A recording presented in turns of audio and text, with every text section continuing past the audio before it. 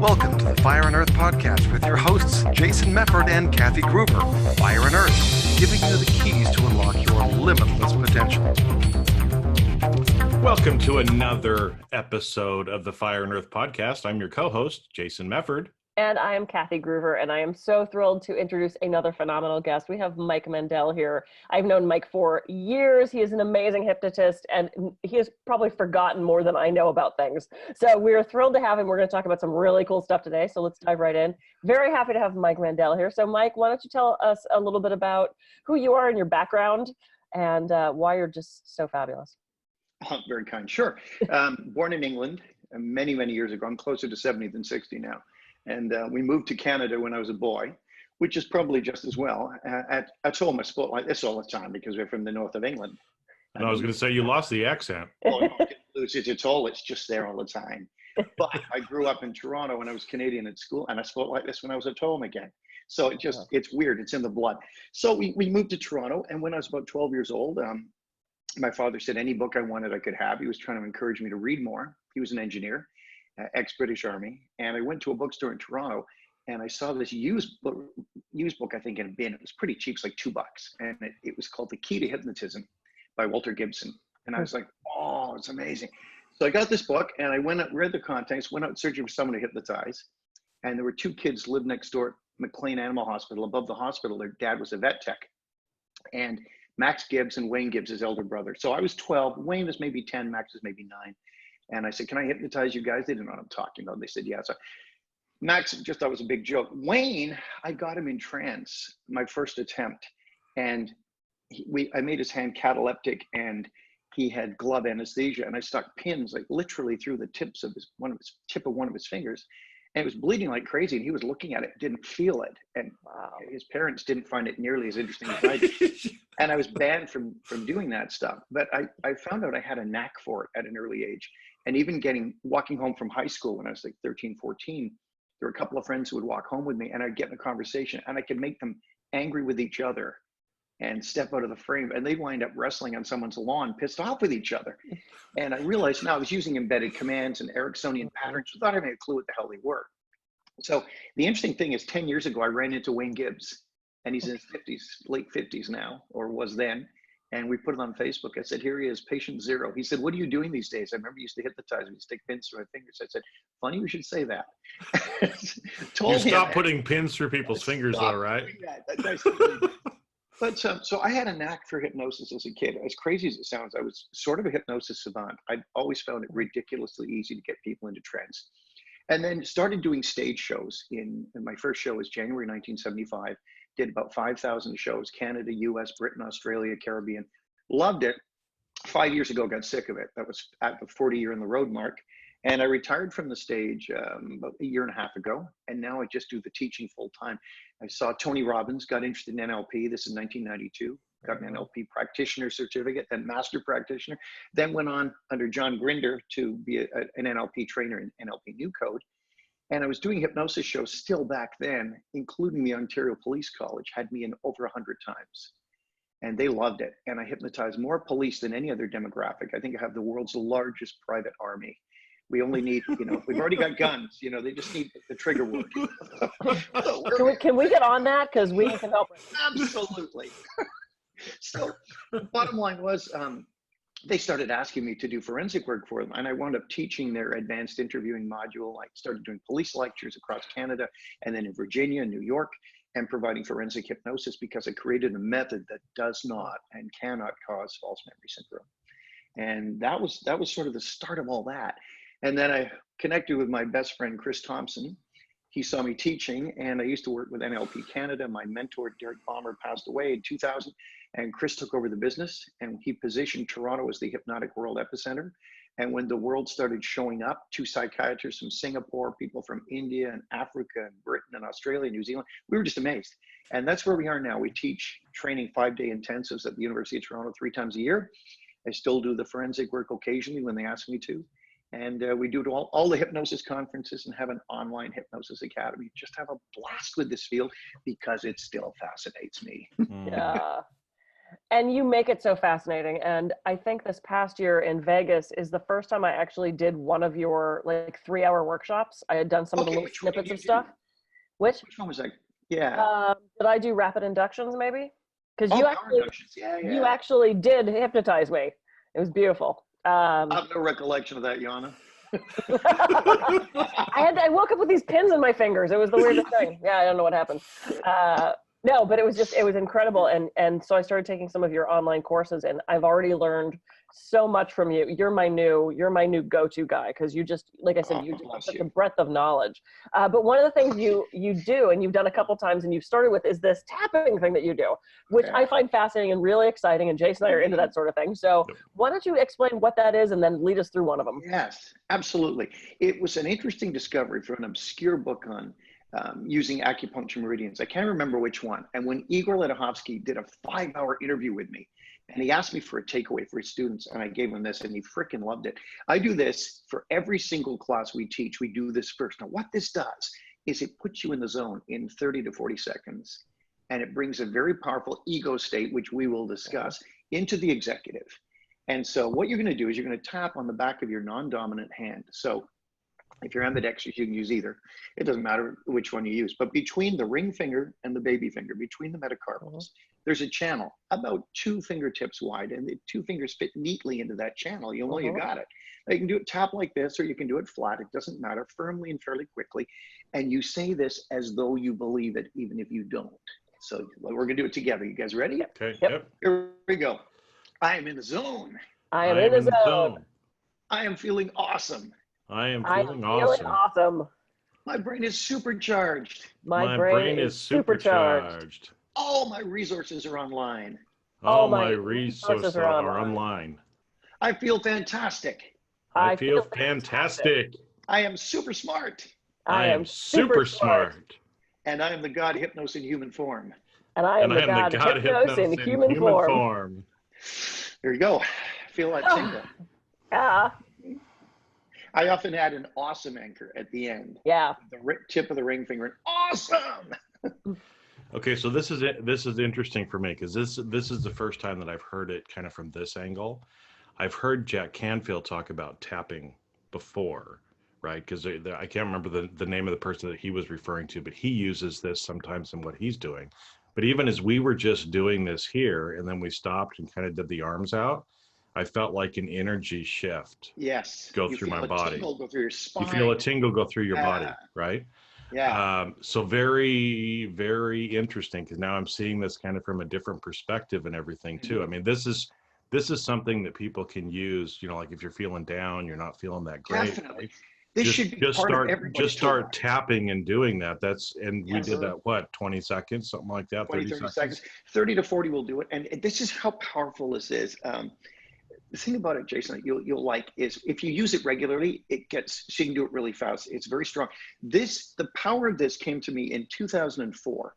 I was hired by a multi-millionaire Australian rock star to go from Toronto to Australia, flew me down business class, paid me a whack of money to work with him for a week to deal with some of his issues. Day 1, I could not get him into hypnosis. Now that is very unusual for me.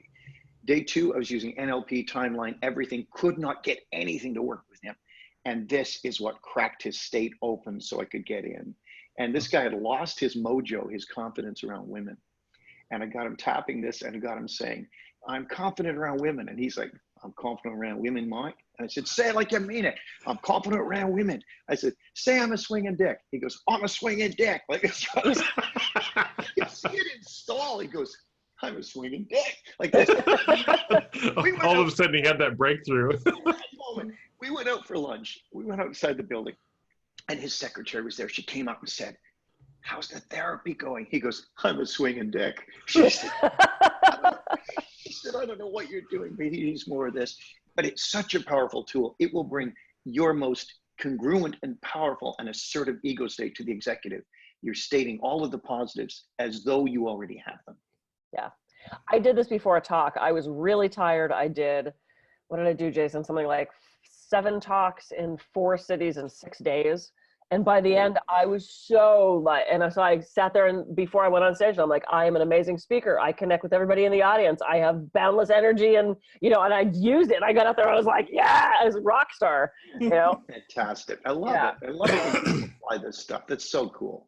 It was so fabulous. And this adds, the tapping adds another component to it, right? I mean, I've done a lot of work around like multisensory learning, and the more senses and other things that we are actually engaging with, the better our brain actually processes it, right? So again, I mean, you're doing a touch along with a hearing and in a movement of the mouth. So you're using touch twice, you're hearing it. So you're doing at least two senses with that. But like you said, there's a channel or something that's right in here too, right? That hits your nervous system somehow too. So it's actually, because I know sometimes when we talk about this stuff, people are like, oh, that's woo-woo crazy shit. Yeah. And it's like, well, yeah, except, right? There's neuroscience behind this but as to why it works. It's a little bit. yeah. Now, here's the thing. You nailed a good point there. When we add the awesome anchor, so I tell people to use the tip of their ring finger in their thumb, because they don't typically contact that much. When they're in the zone, and if you do the tapping, the best way to do it is to stay relaxed and do it standing. Then the power is even stronger. Now you get to the point where you've got this rush, you immediately press the tip of your ring finger to your thumb, you stare at it and say, awesome. Now you are anchoring this state in 3 systems. Kinesthetically, you can feel it, auditorily because you're hearing yourself say it, and visually as well. And at the end of our 5-day architecture of hypnosis, we typically get someone who's got an issue. Now, they've been setting this anchor all week. Someone they have a problem with, someone they can't stand, or an argument they had that really bothers them. Get the person to think of it, get them to shrink it down, put it over there, low down on the floor, stare at it, and fire their awesome anchor. And they invariably say, the picture's just fragmented, it's fallen apart. Okay, breathe. How do you feel about that person now? I don't feel anything. I couldn't care less. And the effect lasts, which is so cool. You're right. It's the neuroscience behind it. Well, yeah, because you're bringing in the anchoring, which is a part of NLP, if I remember correctly, right? Yes. So whatever you end up doing, like you said, your thumb to ring finger, because again, that's something that you don't normally do all the time, right? And again, this is where kind of the hypnosis and other stuff ends up coming in, is as we're training the subconscious brain, we're using the anchors. And every time we anchor, like one that I've been doing is, when you close your eyes and hear the word yes, it bounces around inside your head, right? So again, it's kind of like an anchoring. You close your eyes, you say yes, you hear it, it bounces around in your head. It anchors you back to whatever that thing is that you've kind of reprogrammed yourself to do. Right? Nice. I like it a lot. That's a good one. Is that a great summary of kind of what we're doing here with the anchoring too? Yes. Okay. Certainly is. Woo, I'm learning something, Kathy. Jason knows stuff. Yay. Very exciting. So why don't we go ahead and talk about ego states? Because I think when people hear that, they're probably thinking not what we're about to talk about. Okay. Yeah, that's a good point. Ego state theory goes back to a contemporary of Sigmund Freud, who was Paul Federn. He began to look at the possibility of there being subpersonalities. And from Federn, the work was picked up by a husband and wife psychology team, Watkins and Watkins. Probably the leader in the work in it today is Gordon Emerson out of Australia, another psychologist. This is mainstream. This isn't woo-woo now.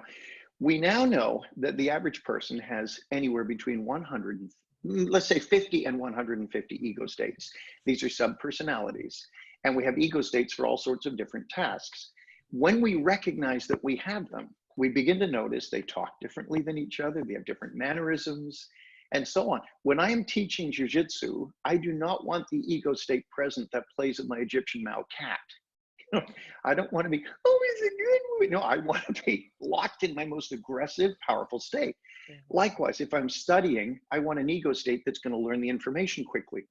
And the difference between us and people with dissociative identity disorder, that used to be called multiple personality, is our ego states know about each other for the most part. Now, realize they aren't psychological constructs. These are burned into your physical brain. These are neural pathways that are burned in. They are created usually in childhood for specific purposes. And then they are run digitally, meaning only one ego state can be executive at any given time. So When it is executive, that ego state lights up in your brain and connects to executive function in your prefrontal cortex here. The one that is executive is the one that's running the show. Now, we've all had things like you go into the kitchen and you go, or another room, you say, what the hell did I just come in here for? Now, the ego state that told you to go into that room is no longer executive. Another one is. Mm-hmm. And you'll even hear things like the drunk who loses his car keys. He can't find them until he's drunk again. Then he remembers where they are. Because that ego state is executive when he's drunk. And there's two great models here that really help people understand it. One is the classroom model. I'll give you this and I'll give you an even better one. The classroom model says, imagine a class, a lot of kids, and the teacher's chair at the desk is vacant. And in the classroom, there's groups of kids who hang around together. They've been friends for years and they talk a lot and they're very fun. Then there might be the class clown. Then there might be a couple of bullies in the class. There might be someone standing in the corner. There might be kids who've not talked in years. They're timid. They're not part of any groups. Whichever kid is sitting in the teacher's chair running the class, that is the one that is executive at that moment. And so the better model even is the model of a house. Imagine a bungalow, and executive is whoever answers the front door. Now, in the living room, the main floor, you've got about 5 to 15 ego states that hang out there and they are generally available. Now, down in the basement, you got ego states that don't come up too often. And then there's a bomb shelter off to the side. And where you don't want to go there. That's where you don't want to go, but actually you do, because those are ego states they're called vaded. Vaded means invaded by fear, anger, sadness, trauma. They're the ones that need to be healed and brought back into the community. Now, why this is so critical is sometimes we'll be using an NLP intervention or hypnosis or even the tapping stuff, which I've had phenomenal results with my own 6-step tapping sequence, but there are the times it did not work, even though I thought I did everything right. The reason why is you must have the vaded ego state executive when you're doing the tapping. Otherwise, you have another ego state observing. And we see this with smoking cessation. The guy phones, he wants an appointment, oh, I'm desperate to quit. But the ego state that shows up in the office is not necessarily the one that made the appointment. So instead of the one that feels the stress, the distress, you've got one that intellectually thinks about it. So the way to get around it is if you're doing the tapping, and someone says, I'm scared of snakes. Well, what's it like? Oh, it's pretty bad. You've got the wrong ego state executive. You get them to feel it in their body. How do you feel it when you see a snake? By getting them to feel it, which is the affect bridge in hypnosis too. You are now bringing the vaded ego state to the executive. And now when you treat it, it'll make all the difference in the world. Mm-hmm. Is there a way, Mike, to bring this into the consciousness? So like if I'm going into a business meeting, I could consciously say, okay, I want business Kathy. And if I'm going on a first date, I can say, okay, I want romantic frivolous Kathy. I mean, can we like just call those up? I mean, I know we kind of switch through them naturally. Right. Speaking of Snow White, but Jason and I had a whole episode about, I just did a coaching program where people in the group saw what they observed in our personality and then they saw what they wanted to observe more. And everyone said that I was, the ambitious, the driven, the tough girl, the no nonsense, the get it done type A person. And they wanted to see a little more love and a little more tenderness. And so I had to walk around the rest of the day being Snow White. That was the part of the personality that's fucking Snow White. This is the part of my personality that they wanted me to bring out, which is certainly in there. I mean, my God, I cried everything, but they didn't get to see that. So my name tag for the rest of the day said Snow White. I didn't get the fun, like, what was the one, Stinky Stinky dancer is what I wanted, but I didn't get that one because I guess I'm that normally. So I don't know what that means. But yeah, I mean, but is there a way that we can, no pun intended, tap into those ego states to bring them forward when we need them? Yes, because you do not want business Kathy at a romantic meeting, at a romantic event, dinner or something. Likewise, I did a hypnosis show at a theater east of Toronto many years ago. And my wife's best friend said, oh, it was a good show, but he didn't seem himself. I said, what? She said, oh, he was sort of teaching everybody. He wasn't very entertaining. I had been teaching all week, and my teaching ego state had stayed executive instead of my entertaining ego state, which is quite a different one. They can both do hypnosis. So what you do is the old method is you get a shopping list. What do you want this state to be? And of your 150, the one that closely matches it is the one that will show it. Remember, they want to do jobs. They want to help you. They like being executive. So that's what we're doing with the tapping on the hand. Just make sure your shopping list is the one for that ego state, and you will bring it to the executive. Yeah. So you Well, say, and I it's, want to be romantic, or I am romantic, etc. Go ahead. well, I was going to say, because it's interesting as you bring this up too, because, you know, in kind of like peak performance type of vein, right? Where again, it's like you're trying to bring out that future self, or that, you know, what we're referring to kind of as the ego state. If you need CEO Jason to show up and be there to be able to get what you want to have in the future, you need to have that ego state show up more often, right? And so again, but it's interesting, you know, again, as you're saying this, because I'm drawing the parallels from different places, you know, like that, where it's like, okay, I've got a speech that I've got to give, you know, or like you said, you know, when you were doing the stage show, you need entertainer Mike to show up, not teacher Mike to show up at that point. And so we can kind of consciously say again, and if we're having trouble, you know, with maybe some self-doubt or other stuff, well, there again, there's a great opportunity to use that tool that we just talked about with tapping to be able to pull out that other ego state and be in the right frame of mind to get done what we needed to do. You're totally bang on with that. In fact, ego states will cooperate with each other. I found that when I teach, I have a teacher ego state, and I have two others that accompany me. I see them as one on each side. The one on my right is the librarian, and that's the name it gave itself. And when someone asks me an obscure question, you know, translogic, what is translogic? The librarian gives me the information right away. I was 1959 at University of Pennsylvania. M.T. Ornay did the first work in it before he met Georgia, and bang, it's there. Now, there's also on the other side a state which is a classic archetype. It's the jester. And all he does is monitor the class, listen to me, and throw in zingers. That's it. Yep. I've seen it. I'm a Presbyterian, but he's like a Jewish comic. He's fantastic. So he's waiting in the background. And the funny thing is, I can feel that he's about to become executive and say something, but I don't know what he's going to say. And then I'll say the line, everybody laughs. The librarian notes the line and files it for future use, and the state comes back. You've seen it? Yes, and I'm so glad you said that, because when I have that exact same thing happen, except I have this little like accountant guy, and he sits at a desk with the visor and the green banker light, and he like looks for shit for me, like he researches stuff. And then I have the like da Kathy, and then it's noted, because this is how the comedy comes out. And when as a speaker is you say something and there's a part of you that notes, oh, okay, I'm going to keep that. And then the task is to make it new every single time, because the first time I spoke at HypnoThoughts, I did a talk on marketing, and I went through this whole list of things that didn't work for me. And I said, and I didn't mean this to come out this way, but it did. I said, yeah, I was asked, you know, did I want to have my picture on this park bench at this golf tournament? And, you know, I got nothing out of it except people sat on my face all summer.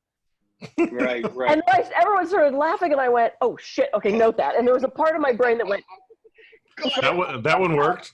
Yeah, it was hilarious, and I didn't mean it to come. It just sort of came out of my mouth that way, and I realized, okay, I need to hang on to that. And once again, we've blown through a half hour. So, Mike, you had some cards that you wanted to talk about. I want to mention close off this. These are called interactive cards, and you can get them online. I buy them from Caversham Books in Toronto. They ship them anywhere, and these cards are mind-blowing. I've done a lot of self-work over the years. I don't know if you ever heard my keynote at HypnoThoughts last year. God, but so the whole thing about the bear, you know, the teddy bear in the keynote. These cards are all these remarkable archetypal pictures, and you're not going to be able to see them. But some of them are wounded, and some are like look at this, sort of a party guy, and a bouncer, and here's my jester. Yeah. What these enable you to do is work with the client and do self-work as well. So you can sit down, sort of get in the zone. Go through the cards. Do I relate to this one? Yes. Do I relate to? No. All the ones you don't relate to, you put back in the box. The ones you do, you start to group them on the floor. Oh yeah, this is when, and this is when. Now when you've got the grouping, you can take one, pick it up, and externalize it. You can talk to that ego state and say, look, I don't like it when you do this. I know you're attempting to help me. It's mind-blowing. I dealt with two, one called Happy Pig and one called Wellness Man. And Happy Pig, eat cheese sandwiches at 11 p.m. and handfuls of dried fruit and blowing up to 190 pounds. And Wellness Man now determines when Happy Pig can binge. And so now I only eat once a day. I do OMAD, 1 meal a day. And Happy Pig has 1 hour to eat as much as he wants. And Wellness Man keeps an eye on things and reminds me to exercise too. Nice. So check the cards out. Interactive cards, they're not mine. I didn't come up with them, but I think they're just absolutely freaking amazing. That's fabulous. I love it. I love it. And I'm so glad because I've always felt like different parts of me came out and did things, and I used to name them, and people thought I was crazy. They're like, do you have a problem? Do we need to call somebody? I'm like, no, we all have different aspects of our personalities that we bring out. Yes. Jason and I have talked about this on so many shows. So, this has been spectacular. All right. We have to let you go. All right, Jason, final thoughts. Well, I was especially at the end there where you were talking about the archetypes, because it reminded me again, there's a museum up in Seattle. It used to be the Hendrix Music Experience. Now I think it's called Pop Culture or something like that. Anyway, there's a display in there about fantasy, about fantasy books, about Tolkien, and kind of the rise of like the whole fantasy stuff in the last 150 years. And I remember there was a picture that I saw there, and it had a list of all these different archetypes that are used in the fantasy stories, which I'm guessing when I get a deck of these cards, they're going to be very, very similar. And it's kind of funny because we use those in story creation, right? But it's also, why do we do that? Because they're all a part of us as well, right? There's that jester in all of us, but are we letting that jester out when they need to be let out?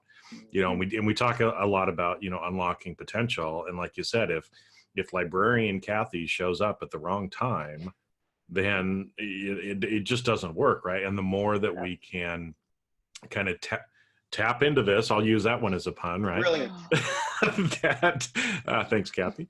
That we can actually let these people out more when we need them to be there to help us get to where we really want to be, right? Yes, so even like they are us. They are us. And so even like, when you were talking about the rock star, I'm a big swinging dick. Well, he's a rock star. He is a big fucking swinging dick, right? Yeah. But he wasn't believing that or letting that out. And obviously that has an impact on him professionally. That's why he flew you down there and said, dude, come on, you got to help me. Right. And we all need that kind of help. So this is, I'm geeking out today. This was like, I am too. so many of these things that are kind of coming together from other different things that I've learned as well. So Convergence. it is. It's a convergence, and it really is. I think, like you said, there's some very, very practical things that we talked about today too, that people can actually start using. I mean, I'm going to start when I start doing my affirmations, because I usually say them and write them to try to do multisensory. But now when I'm saying them, I'm going to be tapping.